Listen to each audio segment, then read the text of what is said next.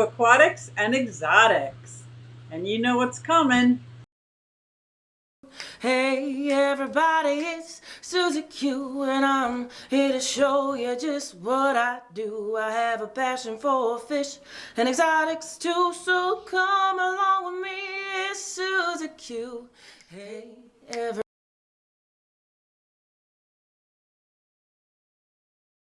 Songs in a row. Woohoo! So, how is everybody tonight? I don't know if I'm going to be able to quiet my drip because if I quiet my drip, I don't think I'll be able to hear my guest. Guess I didn't test that part out, huh? Oh, maybe if I had headphones, which I don't. So, are you guys all right with the drip? We got a drip, we got Sophie's bell. Oh, we got lots of fun annoyances coming on. But today I want to talk about Bentley. Bentley has agreed to come on my channel, and I'm so thrilled. And if you don't know his channel, his name is Bentley Pascoe, and I want you to check him out. He's a rainbow fish breeder, freshwater tropical fish enthusiast, and a master aquatic horticulturist. And I'll let him explain what that is. Guys, help me welcome Bentley. Hey, Bentley, welcome to Q Aquatics and Exotics. Howdy, thank you for having me. So I got to figure out a way to quiet this but hear you. So if I turn off my skipper, yeah, I can't hear you now. That is funny. We should have tested that. Guys, I hope that drip, drip, drip does not affect anybody. But while I try to figure that out, Bentley, why don't you tell people who you are, Sure. your YouTube channel, and we'll take that from there. Yeah, so I'm a software and hardware test engineer by trade who absolutely adores fish. I've grown up with fish. I've basically been in and out of the hobby for over 30 years. And I fell in love when I returned to the hobby most recently back in 2016. Yeah, 2016. With rainbow fish. And ever since then, multiple tank syndrome has hit very strong. I have a small rainbow fish in my house. And the other thing that was really big for me when I came back is I wanted to keep live plants because I really didn't do very much of that when I was a kid and up through college. I kept things like predatory cichlids or kept fish in the 80s when keeping live plants was not exactly very easy. So I really wanted to do live plants, and then I found that I almost appreciated plants more than fish, and kind of just went bat-esque crazy doing plants with my local club, the Greater Seattle Aquarium Society.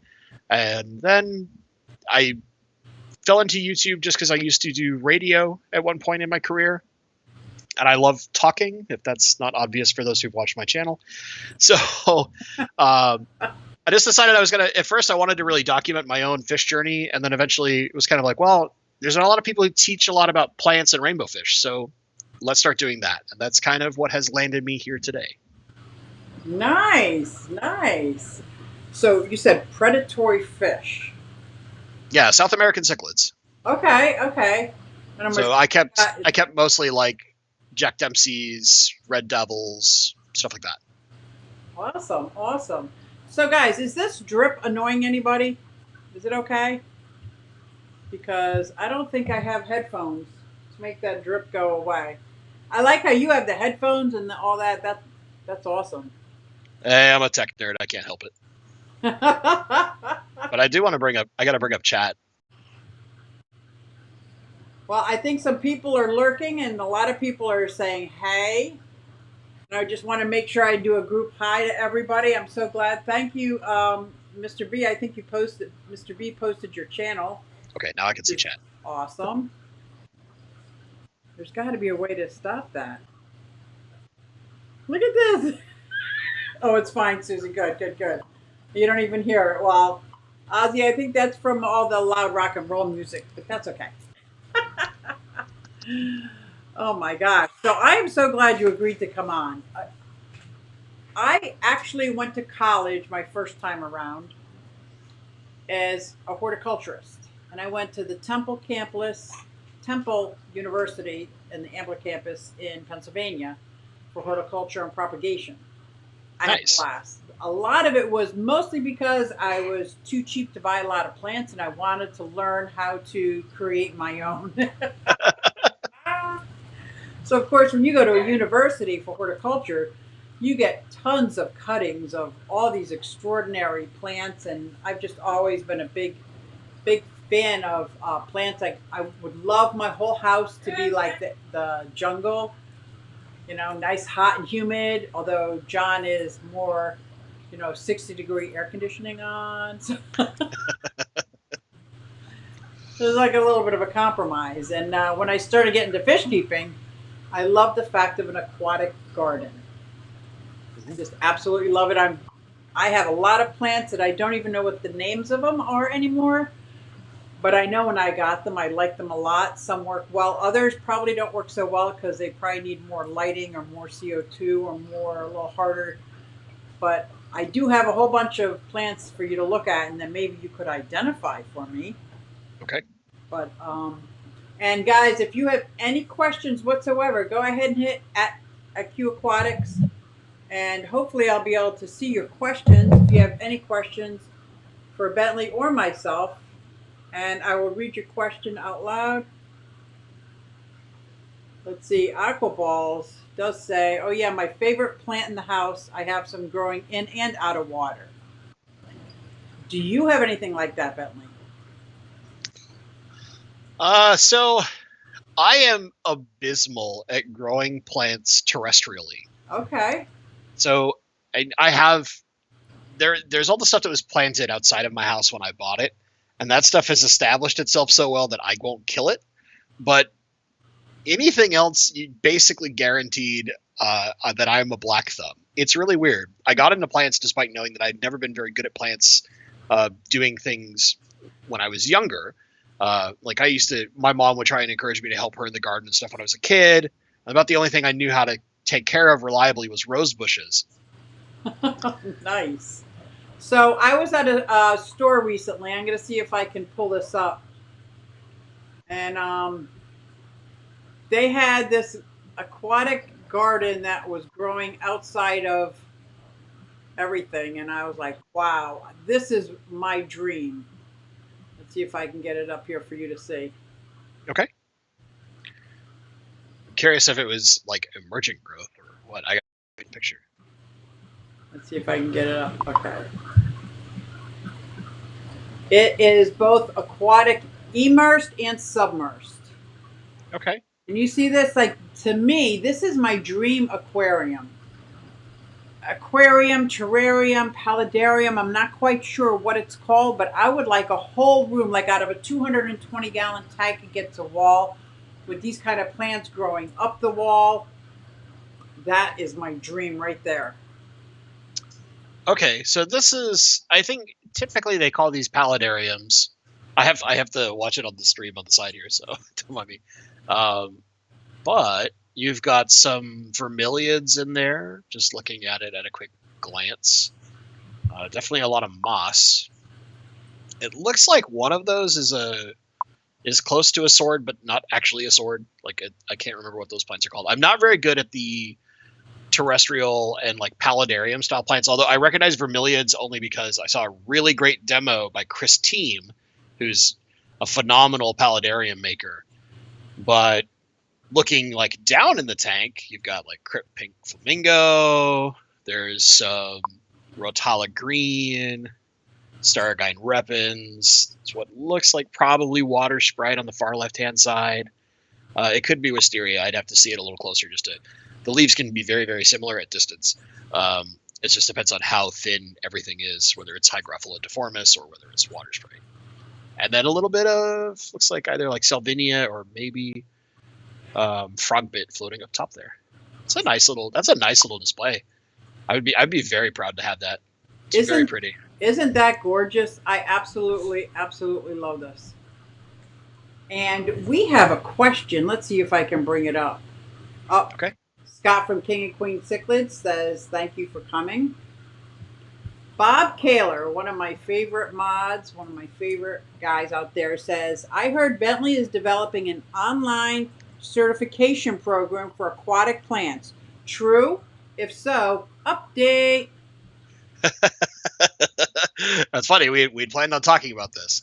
So yes, my goal is to create an online master aquatic horticulturalist program, so that people who don't have local clubs, um, like me, I'm kind of lucky. I have a really really robust club locally.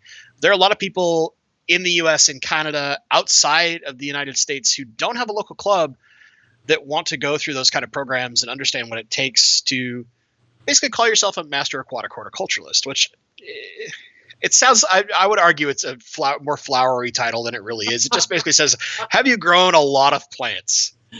Okay.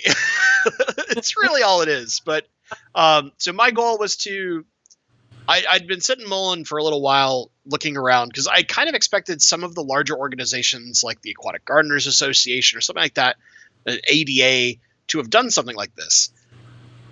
Nothing.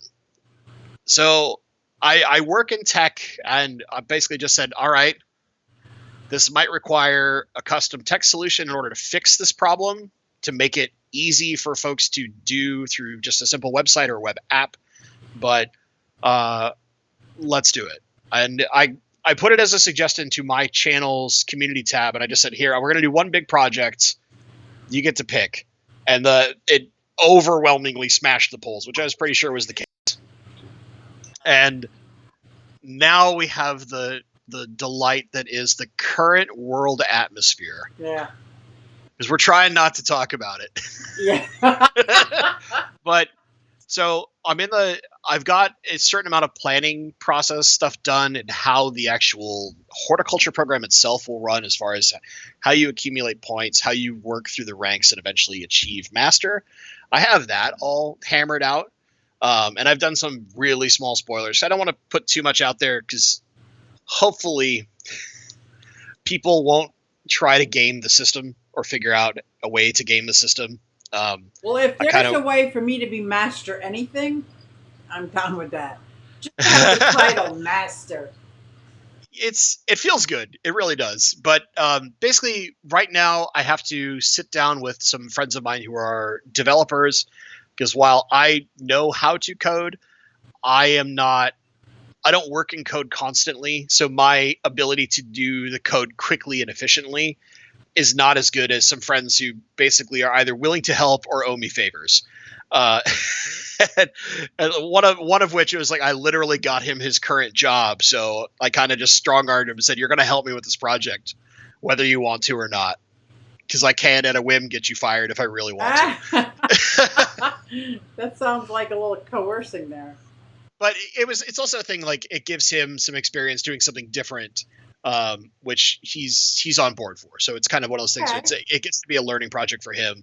I have the design in place, and it's with the current state, because we can't, and I talked about this on my stream yesterday a little bit, we can't get together and whiteboard some things out, which is how we all work best. That's how our brains just work best, is in person. We're a little delayed, but I still think that won't stop us from hitting a roughly July release, as long as this blows over within a month. Okay. If it takes more than that, we'll have to change our strategy, and we'll go to like teleconferencing and using like something like we're using currently in order to whiteboard things out and get. So you would actually have one screen as just your whiteboard, and right. So we would probably specifically one guy in the group of three of us, which there is a fourth person, but he's kind of on the sidelines as a just in case, because he's fairly busy. But it'd probably be one guy taking over, two of us talking, and him, who's the real, like, the super brains behind the code world as far as our group is concerned. Wow. Whiteboarding a lot of the stuff out, because he'll be the primary engineer on designing the initial code work, and then some small tasks will get exported out to my buddy, and then once it's built, I'll be the one trying to break it to make sure we didn't screw up. I like being the one, like, even at a totally different level, but whenever I create a policy, I'm the loophole finder. I'm very good at that. So it's similar. Mine's paper-based, and yours is what? I don't know what the code is, like H5 or something? Like, what is your code? So we'll probably be doing things in Python. Okay. Most likely. It depends. There are some other code languages we could look at doing. It really depends on what hooks. So the biggest problem that we have is there's no off-the-shelf solution like a Squarespace or something like that that can do what we want to do. So we're forced into working around some of these things to create something that can socket into one of those off-the-shelf solutions, because a lot of the off-the-shelf solutions have things like unlimited cloud storage at a not very expensive price. So that's one of the things that I look at is like, I want to try and get the cost down so that I don't have to charge a bunch like to people who want to join the program. Are you doing this for the fun of it? Mostly. Okay. Because it So seems huge. it's relatively large, but the big thing is this is kind of my opportunity, if you will, to impact the aquarium hobby permanently. Okay. This is if there's so many people who want to change, like, you know, Corey from Aquarium Co-op wants to change the hobby and wants to change it at the level of the people that are producing all these products. I'd love to do that too, but I would much rather do it at the level where we can leverage technology to give the people who don't have access to programs like this easy access. Okay. Because there's so many things you can learn by having mentors, not just through like a YouTube video, but in a program themselves, who kind of walk you through things and help you and guide you along a structured pace to get you to realize, like, okay, no, I am learning about how this plant grows versus this plant, and the difference between these two different stems and how I propagate them or how I get them to flower or things like that. It teaches you long term, and it builds confidence in a way that I think a lot of people might struggle with in the planted world. I see so many people that I'm bad at plants. It's like, trust me, you're not. You just haven't failed enough times, because I've failed plenty. I still kill plants left and right, depending on what they are, because no one is perfect. There are plants that are always going to haunt you, that just don't like you, and you'll never know why. Usually it has to do with your water, but you're going to have stuff like that, and you're going to have the stuff where, like, somebody will be like, I can't get that plant to grow, whatever. And you're just like, I don't know, I just put it in my tank and it did perfectly fine. Right? It's just everybody's different. So why not create a system and a structure that helps people go through that normally could not? And whether they're in the United States, Canada, the UK, not China, unfortunately, because of their internet, but, you know, India, the Philippines, not because Indonesia, of the malware. Whatever, not just because of human malware, but, you know, let people have access to programs that, for the most part, tend to be kind of exclusive to clubs in a lot of, like, North America, for the most part. I mean, there are some in the UK too, don't get me wrong, and Europe in general. But really, programs like that they're most common in clubs in the United States and parts of Canada.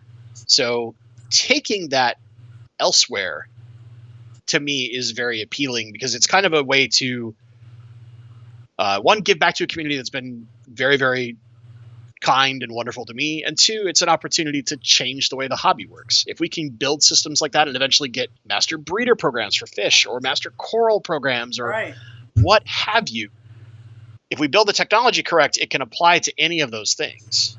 So it's one of those things where it can slowly expand. I have a very lofty goal picture in my head that's far more than just the plant program, but the plant program is the focus. Okay. And once I can get that in place, I can slowly look at doing other things to bring those same things that a club would normally have to more and more aquarists across the world.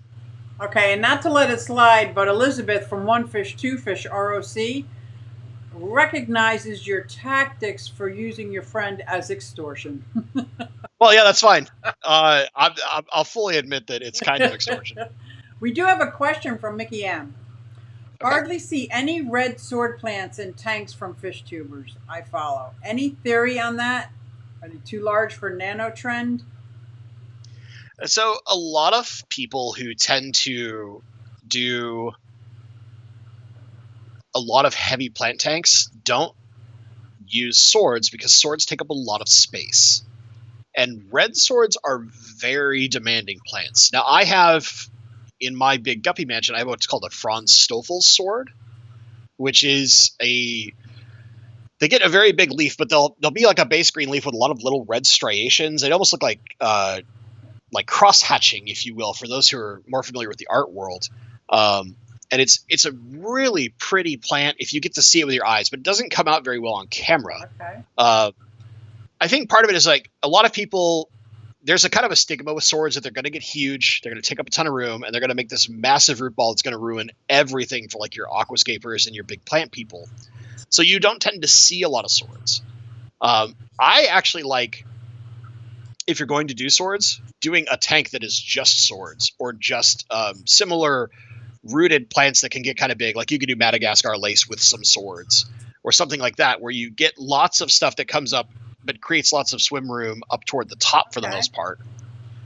That's kind of what I get into. And the problem is like I have purposely stalled a lot of some of the plants I want to do, which does include some red swords personally, because I know I'm doing a lot of changes around my house and I don't want to establish some really nice swords and then rip them up and potentially piss them off or make it very hard to replant them because their root ball gets so big.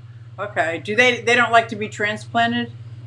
Well, the biggest part is once you get them really healthy and they get a very big root ball, moving them is such a pain. And a lot of times you have to really butcher their root cluster down. And that can, dormant is not the right word, but it kind of causes the sword to go dormant. And it takes them a long time to recover that root structure to where they feel happy again. And they start like sending out child spikes or robustly growing leaves. Almost all of the more common swords that we see, so like an Amazon sword, a Marble Queen sword, even like the smaller ones like the Ruffle or the Melon sword, they're really robust plant. But when they start getting big, that's when it becomes troublesome, especially if you're trying to move them. Mostly because you'll pull out a sword that's 12 inches tall, and the root ball takes up a third to a half of your tank. Wow. In a 90-gallon. Wow. Okay. Because their root structure really spans out a lot just because of the way those plants work.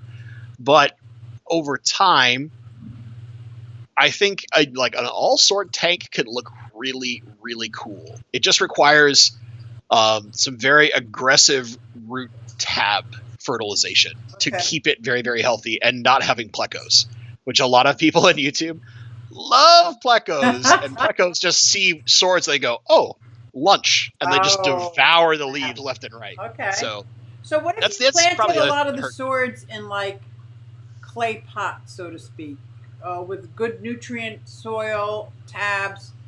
What would that do the sword if you would that almost like bonsai it?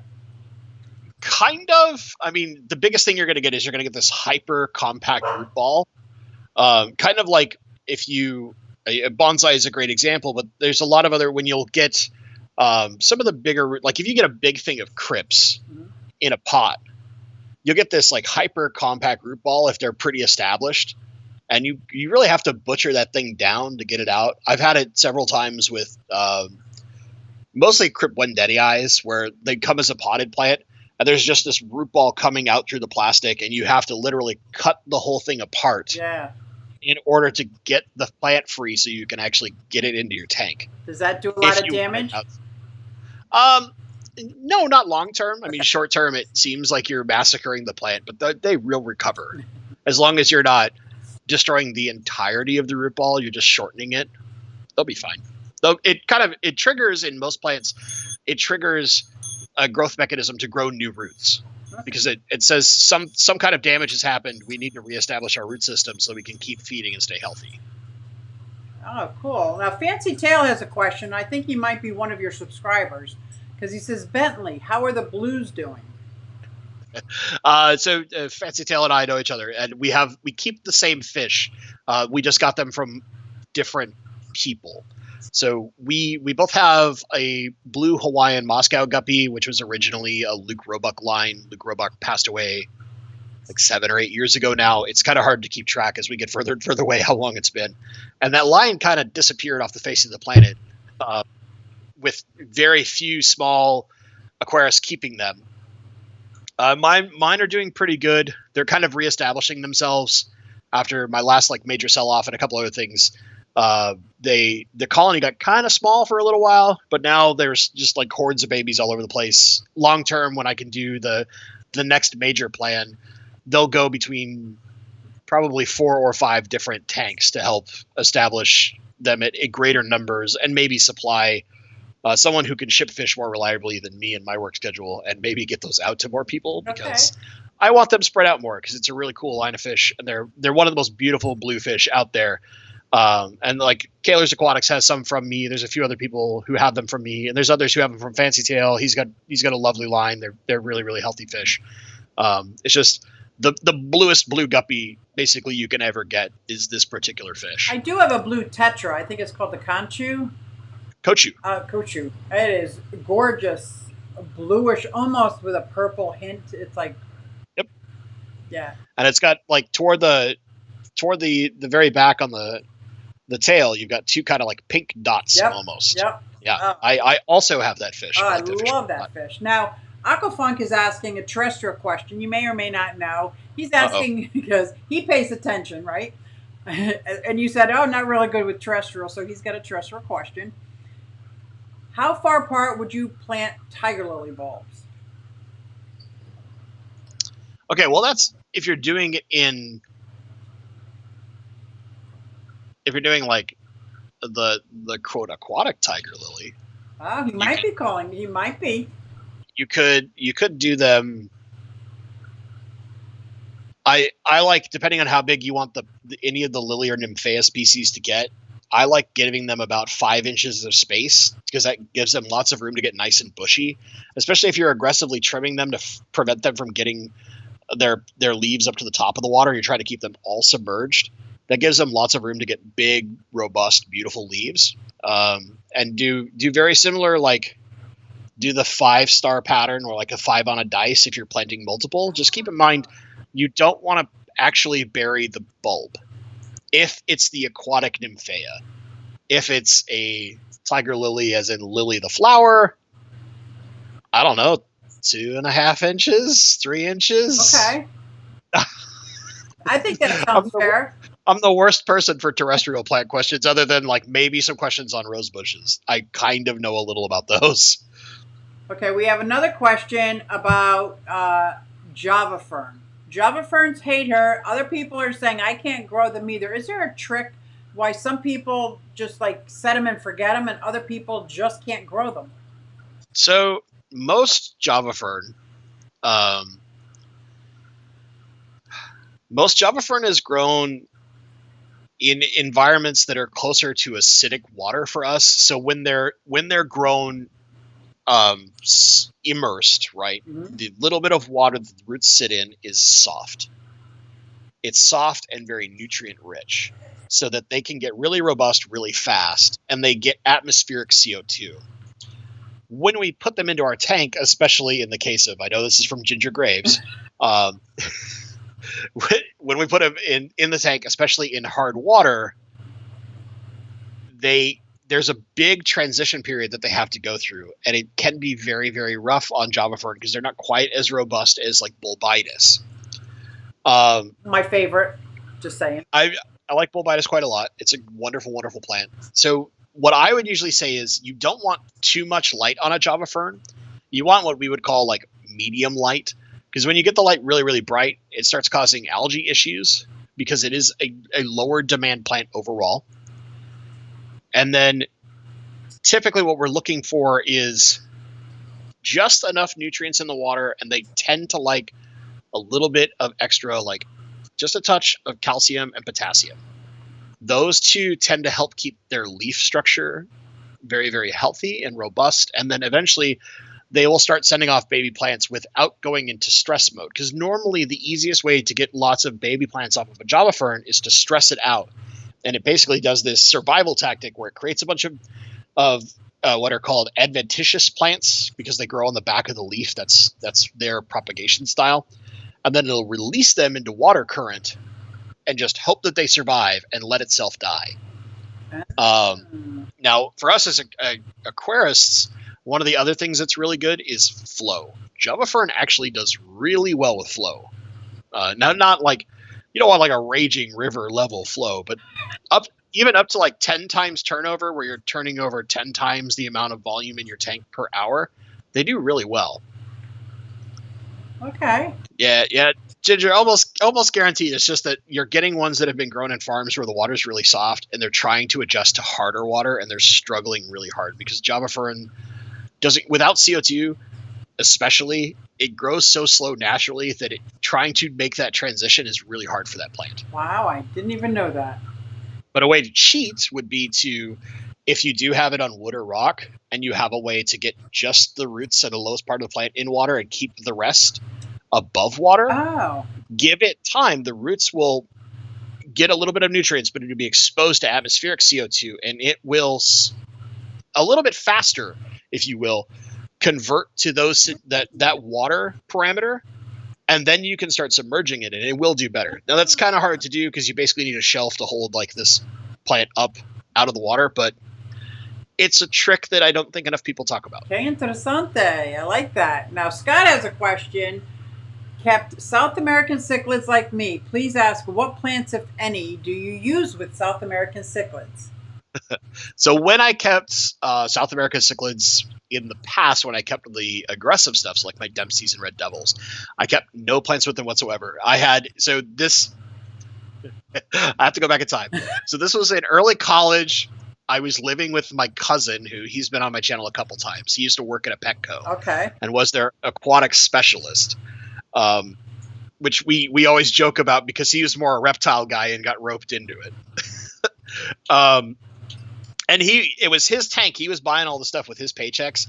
So we had like the big broken pirate ship figurine in there, and this like dumb air skull thing. It was all artificial. Nothing was real. And our Jack Dempsey, who we named Captain Jack, because it was right around when the very first Pirates of the Caribbean came out. She, because it was a female, would just wiggle her butt into the back of one half of the thing, and then anything it didn't like that came by, just murder machined right out and took it out. Mm-hmm. And if you picked on the one derpy bala shark that was left, or the one goldfish that Jack didn't eat, there was hell to pay. That fish would just demolish whatever got near. When we first got the red devil that went into it there, and then eventually a second one, they would try to pick on the bala shark or that and try to claim territory. And Jack would just come screaming out of that stupid pirate ship, beat the bajiminy out of him, pin him in a corner, and then just go back to her hole and hide. And that fish, you'd see it, would just stay in that corner and not move. Just like, I don't want that ever again. Yeah. I'm going to hang out here and hope I don't get killed. And then eventually everything just calmed down in the tank. It's like so dumb. But as far as like more recently, I've kept a pistogramma with both swords, because I had an old man apisto who spent some time in my tank that has the swords, and then also with a lot of stems and crypts, just to give it lots and lots of cover. But we're talking dwarf cichlids at that point, so it's a little different than like the big boys. If I were to try and do plants with something like, say, tiger Oscars or Dempseys or something like that now, I would be looking at really, really hardy plants, so something like Anubias, Java fern, stuff like that. Well, that's cool. So Elizabeth had a question. When you were talking about the tiger lilies, were you equating that to the tiger lotus, the aquatic tiger lotus? Most likely, just because we'll call like dwarf aquarium lily and tiger lotus, they're all nymphaeas of some form. So it just depends on whether you'll call it a lily or a lotus for like a common name. Okay. If I got specification on what they meant by tiger lily, that would help. But yeah, just assume like a nymphaea species in general. That's generic advice for planting any nymphaea species, because they all act effectively the same, except for there's like 3 or 4 very similar to Nymphaea gardneri. There's the Santarem and a couple others that actually work more like a carpeting plant, but with big lilies as far as their leaf structure instead of tiny, and they're really, really cool when you get them going. Okay. So what about Oscars? Are there any decent plants besides hornwort? Asked Ginger. That would be. I have the same question because I have a couple Oscars, and I love planted aquariums, but I have yet to find anything. The problem is each Oscar is a little different as far as what they'll let live and what they kill. Oh. As far as plants are concerned, so I've seen some Oscars with Elodia or Anacharis, depending on what you want to call it. But a plant that is technically on the invasive species list for like 40 of the 50 United States, and you're not supposed to have it, but stores still sell it anyway. I've seen some let like Anubias and Java ferns live, Bulbitis live, some of the hardier epiphyte plants, and then I've seen some Oscars that just will not let anything at all stay. It doesn't matter what it is; they don't care. They're just going to chew it all apart. So it's kind of They'll do that even if it's a plastic plant. If they're like that, they just it's like a slow game. I mean, you can go with the ever durable Plasticus artificialis. It's a very strong plant. Yeah. Comes in many colors, including bright purple and neon pink. But yeah, it's one of those things where it's like it really depends on the fish. My former roommate used to keep Oscars when he was younger, and like his would destroy any kind of live plant he ever tried to put in with it. Wow. But loved like his big artificial fake log.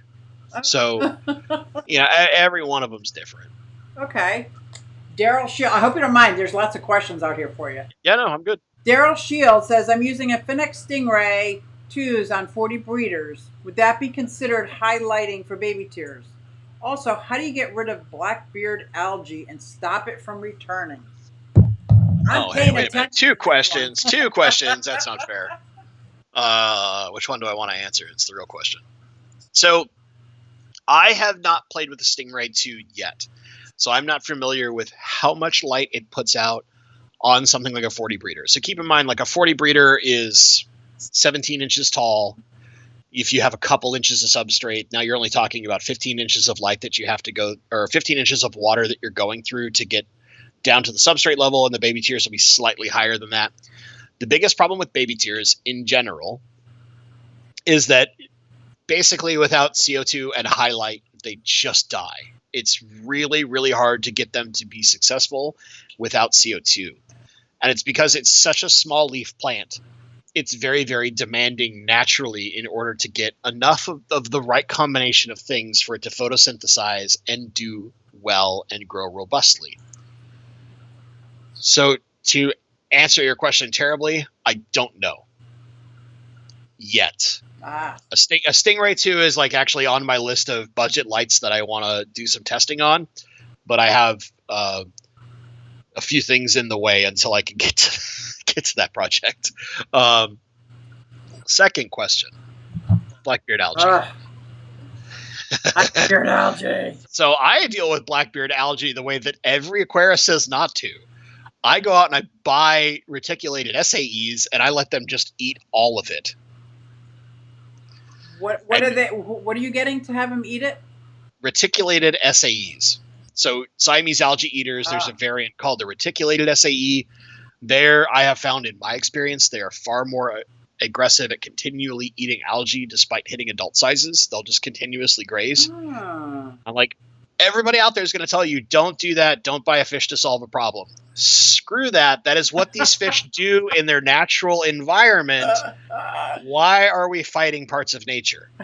Now, to be realistic, the way that we typically deal with this to prevent it from returning, other than having something alive, is to take time.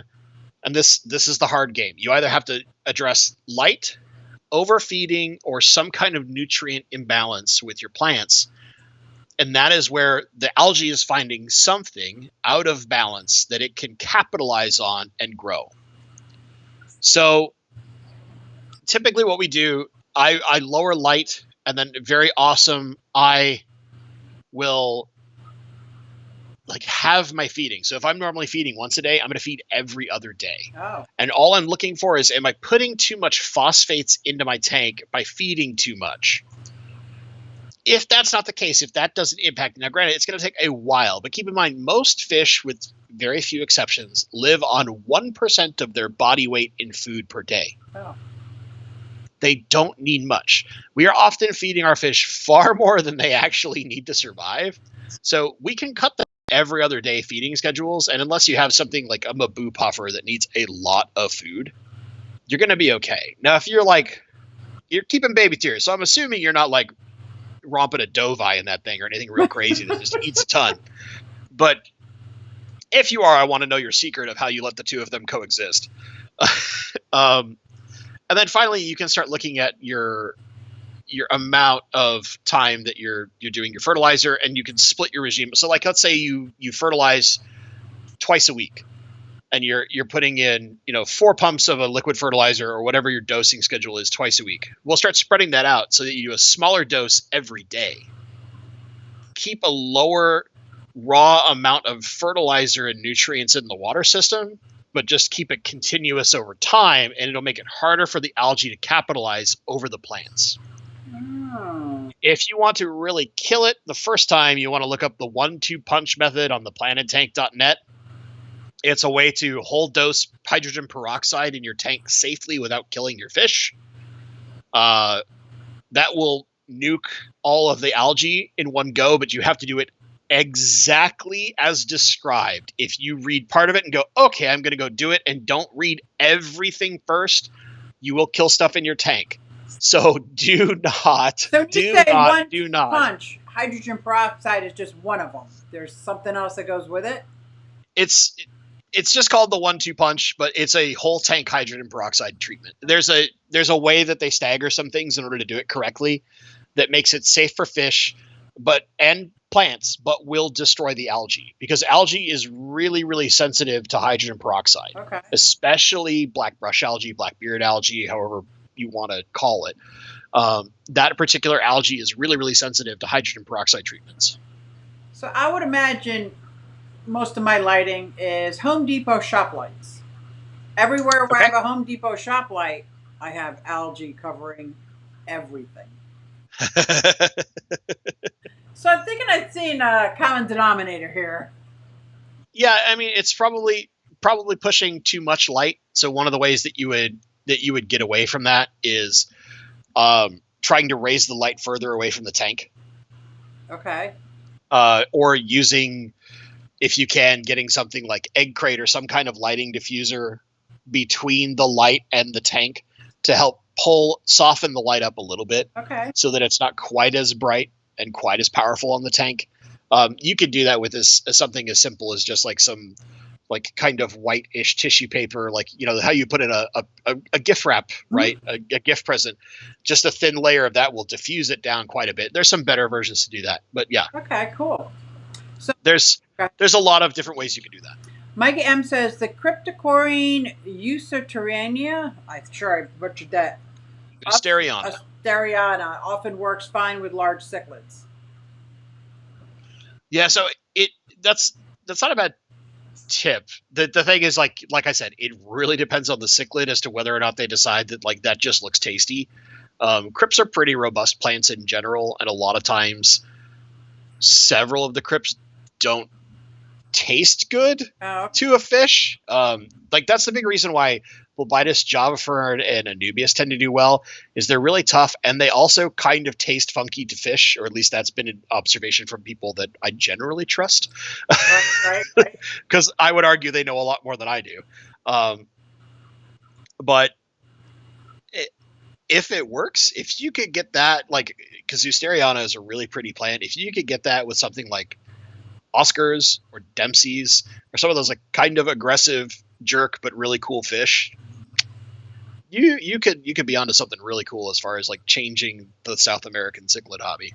Oh, cool. So we have another one here saying if I'm trying to carpet a non-CO2 tank, lighting is Fluval Planted 3.0, dream light of mine, don't own one, and Ferts are easy green. How deep can the tank be to be successful? 20 long versus 20 regular maybe? So the Fluval 3.0 is really powerful. You could probably the big thing is making sure that you don't have taller plants shading those carpet plants, and it depends on the carpet plant itself. But you could probably go all the way up to a 40 breeder, because I do Fluvals on 40 breeders, and they provide lots of light. Oh, cool. It's just a matter of adjusting your settings and knowing the demands of the particular carpeter you're looking at. So if you're looking at baby tears, like I'm just going to be straight, that plant really, really needs CO2. Okay. But if you're looking at like Monte Carlo just really is kind of a calcium hog and doesn't need CO2. It just needs good light. So if you have a good amount of calcium, which in Ginger's case, I'm confident she does, just because of the way that her water is, and then you have good light, Monte Carlo will do really well. Like Monte Carlo is actually one of those plants that the folks in the Seattle area struggle with because there's nothing in our water, and it loves having a good supply of calcium in the water. So we actually have to, if we're trying to keep it successfully, we have to extra dose our calcium because there's nothing in our water beyond a small touch of iron, basically. All right. Before I get to Chevy's question, I just want to write, screw that, Bentley Pascoe 2020. Just saying. But Chevy does ask, what's your top 3 recommended aquatic plant books?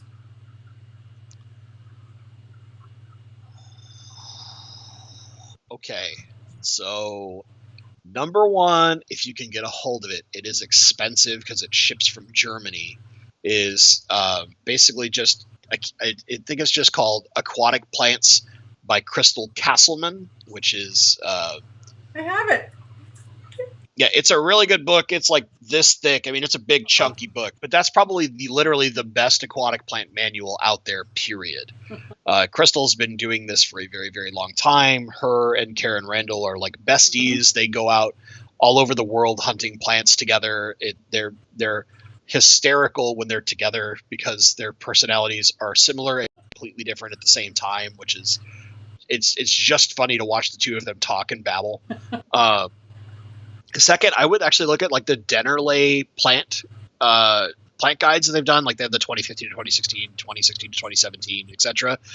Those are really good. They're not quite as in depth as Crystal's book, but they're still very, very good as far as giving you good information on plants. Third is not actually a book, and that would be, I mean, if the guy eventually writes a book, great, but that would be going to Dennis Wong's YouTube channel. That guy does, and it's going to be a little sciencey, I'm going to put that out there, but he does very, very in-depth information about plants when it comes to our aquariums. He doesn't put out a ton of content because he's a very busy guy and a competition aquascaper and stuff like that, but when he puts stuff out, watch it. Okay. And watch it again, and watch it again, and watch it again, because there's great information in every video he puts out. Awesome. I have a question because I have, and I don't know what the common denominator is, but I have a 55-gallon rainbow tank that has 2 biahes in it, a lot of cory cats, but for the most part, it's a rainbow tank. I can't keep any plants alive. I thought they liked heavily planted tanks, but they are all floating on the top, or there's just stems left. I'm like, what happened? So most of that's actually your cories. Oh. Like you kind of have to create these artificial spots for the cories to like just hang out and chill in. Otherwise, they will just sit and wiggle around and root around for food, and they will dislodge stems left and right. So the way that you combat that easily is you start looking at lots of epiphyte plants that are attached to wood and rock, because the cories will be down at the substrate. They don't care about the stuff that's up on wood and rock. And when you say epiphyte, that's the same as rhizome? Talking to a newbie here. Yes, no. Okay. So epiphytes are any plant that attaches to wood, rock, or a surface, and usually has their root system exposed to the water and feeds off the water column. So most commonly, that's going to be Anubias, Java fern, Bulbitis. Those are the 3 that we encountered the most. There's some other that you can technically treat like an epiphyte plant, like you can treat Monte Carlo like an epiphyte. Mosses technically are an epiphyte plant as well. But getting those plants that just like, it's just on a piece of wood and it just sits there, it's out of the way, cories aren't going to dislodge those. Okay. Or if you have just like one area of stems and you never feed over that area of stems, the food's always in this open area somewhere else, then usually they will stay in place for a long period of time. So Select Pet has something, great idea, because I could grow duckweed everywhere, but how are we ever going to get a floating plant like duckweed that is next to impossible to kill? Why can't that grow in the ground? Just saying. Lots of glue. Lots of glue. Oh, that's funny. That's funny. Now, before we go on to more questions, I do have, look at Ginger's laughing. Okay. I do have a question about and this is going to start getting technical. Okay. How do I take pictures of my plants? I've already given up on taking pictures of my fish because they just won't stop and smile. They're moving a mile a minute. So I figure if I could start with plants and taking great pictures of plants, it's a good intro for me. And right now I have it on automatic. I would love to take it off of automatic. Okay. Try to do some settings. I get totally confused. Do you have any suggestions or tips for a beginner like me to put it onto manual? Where would I begin for taking pictures in an aquatic setting? So the first thing is learning kind of like the trifecta of your camera, which is your aperture, shutter speed, and ISO. Okay. And the easiest way to understand each of these things is shutter speed is literally just how fast the shutter closes on a picture. The faster, so like it's, when we shoot in video, the rule is usually that if however many frames a second we're trying to shoot.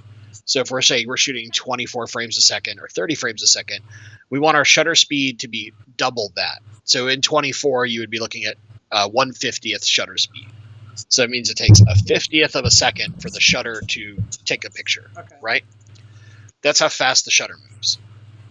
ISO is how sensitive the sensor itself is set to absorbing light.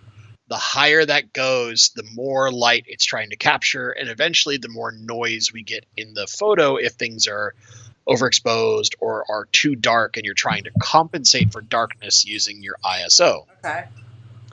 The third one is your aperture, and all that is inside your lens. If I grab my camera here, right?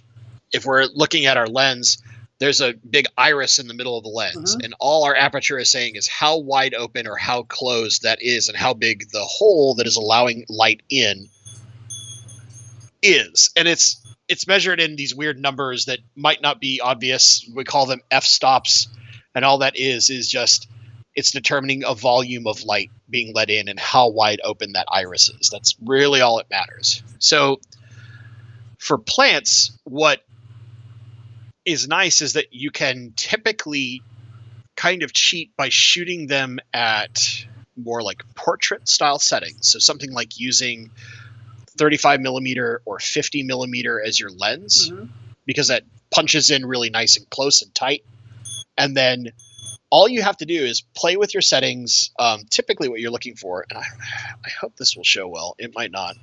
If I were to turn on my camera, let's see if I can get this to show. So this has to absorb light. Ooh, this is going to get real wonky in a second. You'll have like a little, you can move with your display until you see this little like light sensor that's here. And it basically just shows you how much light the sensor is able to see. And I don't know how well folks on YouTube are seeing that. But all you really want to do is get that to where it fills up a good portion, and not like fills it completely, but more like the waveform goes as much from left to right as possible instead of just a thin, tiny band. When it's like a thin, tiny band, you're only getting a little bit of light, and it's really, really hard for the camera to do a clean photo with very little light. So the way that we compensate by that is we open our aperture as much as possible if we can control the aperture, which is where it's good to get like what we call a prime lens. Those are typically a fixed aperture. Like there's a kit lens for my camera, and you're probably on the same kind of lens where based on how far you zoom, the aperture becomes smaller and smaller naturally. It's just like that. But the more light you can let in, the lower your ISO setting can be, so that display and the amount of light it's getting in good, clean spectrum of light is broader and larger. The more light, the better detail. Okay. And one of the other things is just like it's the raw resolution you're shooting in, which it's a lot of playing with settings. I'm not as familiar with Canon as I am with, like, say, Sony, because I use a Sony camera. But the biggest things are basically finding a gentle balance of light and those settings. And really what it comes down to is the more light you can dump onto whatever you're trying to take a photo of, the lower you can put those settings and still get a clear, crisp image. So you can take your ISO all the way down to like 100 or 125 or 200, where like most cameras kind of 400 to 640 is like a more common thing in great light.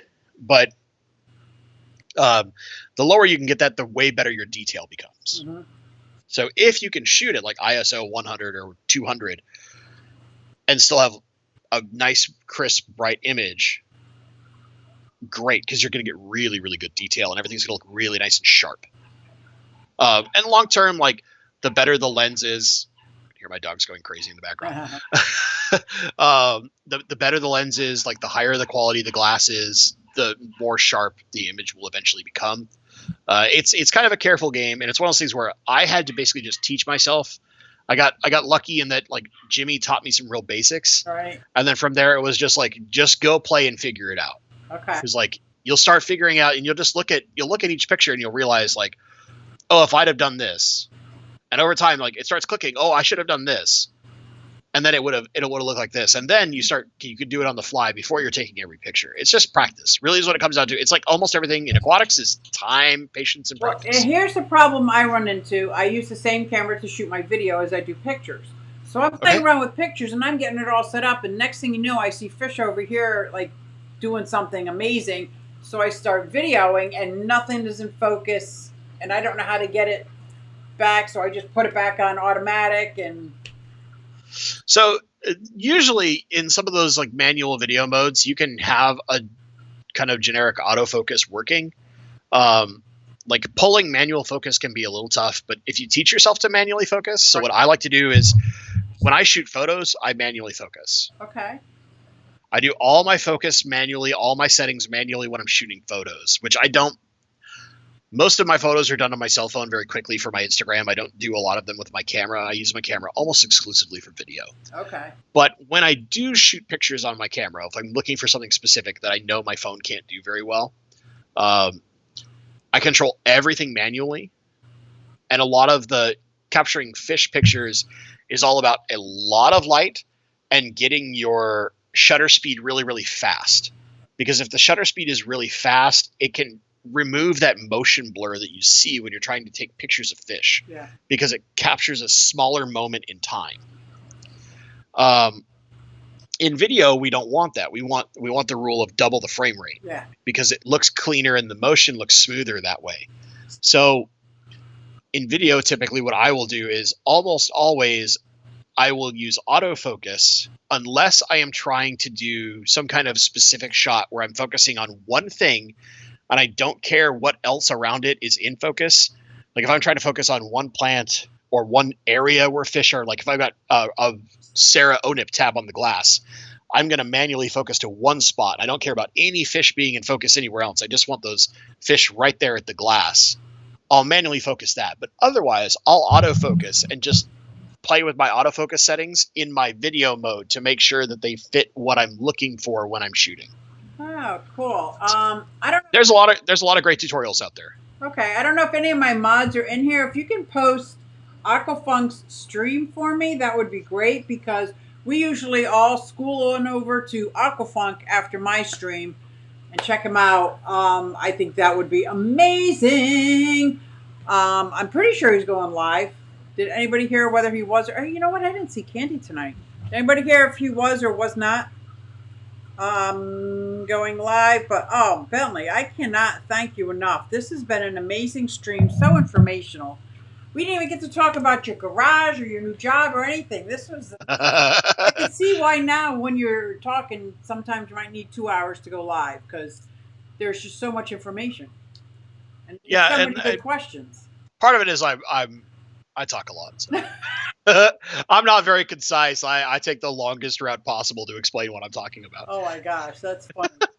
Well, is there anything you want to leave the people with? If you're subscribed to my channel, thank you so much. If you're for some reason watching this and you're not subscribed to Susie and Q Aquatics, you should, because She does some really awesome stuff. One of my favorite things that you have done, actually, I want to point this out, is you have a video about what you use as equipment to do your YouTube videos from, I think, like a year ago, maybe a little bit longer. That is actually my favorite video of all of yours. Oh, wow. Because I loved how well you explained everything and why and how you used each piece of gear. Mm-hmm. And then again, how you could like do it very economically for someone who's trying to get into it. Yeah. And I really love that video because I think it's one of, as far as a just concise explanation video, it's one of your best that I've watched. Well, so thank you. I little love for that one. appreciate that. I really appreciate that. And what do you go live weekly or you go live monthly, right? Only once a month for now.